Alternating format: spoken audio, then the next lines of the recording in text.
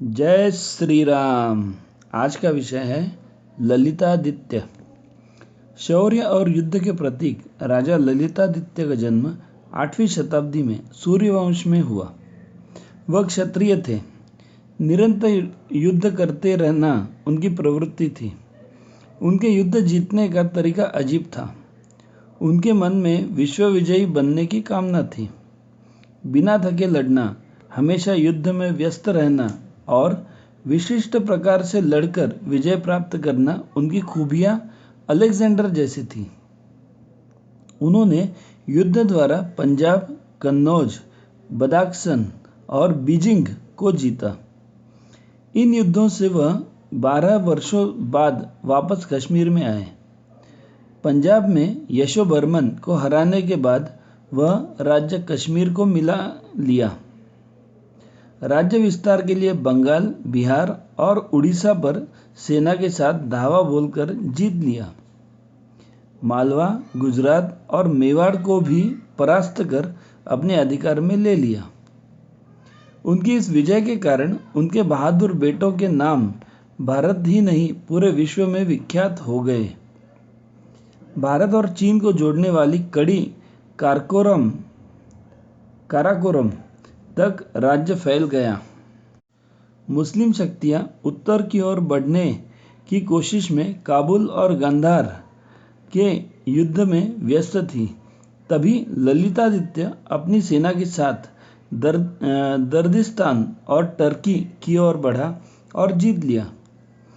पूर्व में तिब्बत से लेकर पश्चिम में ईरान और टर्की, उत्तर में मध्य एशिया से लेकर उड़ीसा से द्वारका के समुद्र तट तक साम्राज्य फैला हुआ था। राज्य ने कला और व्यापार को भी महत्व दिया। राजा ने कला और व्यापार को भी महत्व दिया। विभिन्न प्रकार के धार्मिक त्योहारों का आयोजन किया जाता था। चित्रकला और हस्तकला को विशेष सुविधाएं और प्रोत्साहन दिया। राजा स्वयं एक अच्छे लेखक और वीणावादक थे। भवनों के निर्माण को प्रोत्साहित किया।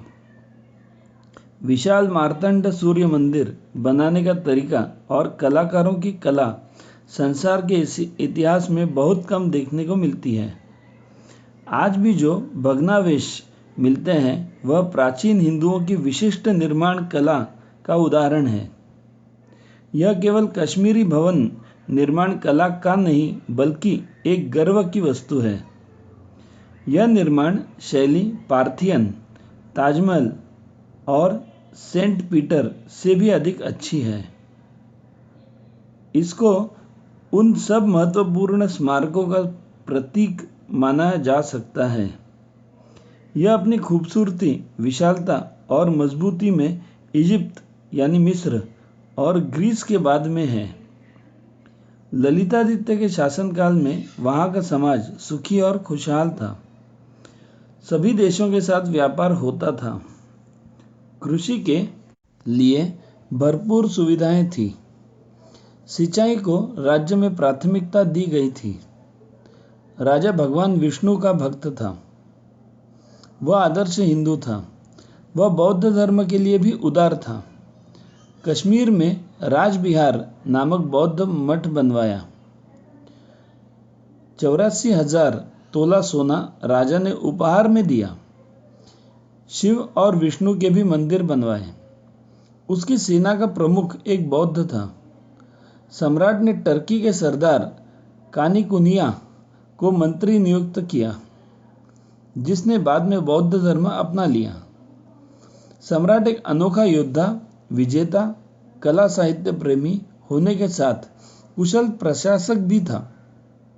ऐसा कोई राजनेता या शासक नहीं हुआ जिसकी ललितादित्य के साथ तुलना की जा सके। सिंध के शासक ने हमलावर मोहम्मद बिन कासिम को पत्र में लिखा, यदि मैंने कश्मीर के शासक को किसी के द्वार पर भेजा होता तो बहुत से भारतीय शासकों ने अपने सिर उनके सामने झुका दिए होते, जिसने पूरे भारत को हिला दिया होता। यहाँ तक कि माकरान और तुरान देशों को भी। चीन के दूतावास खोलने पर वहाँ स्वागत हुआ। चीन में दूतावास खोलने पर वहां स्वागत हुआ। एक विशाल साम्राज्य का निर्माता सम्राट ललितादित्य, सभी धर्मों के प्रति सहनशीलता रखने वाला, शांति और खुशहाली को बढ़ाने वाला, न्यायप्रिय, पराक्रमी और उदार शासक था। उन्होंने 37 वर्षों तक शासन किया। कश्मीर में हिंदुओं के आत्मसम्मान का वह स्वर्ण काल था। भारत माता की जय।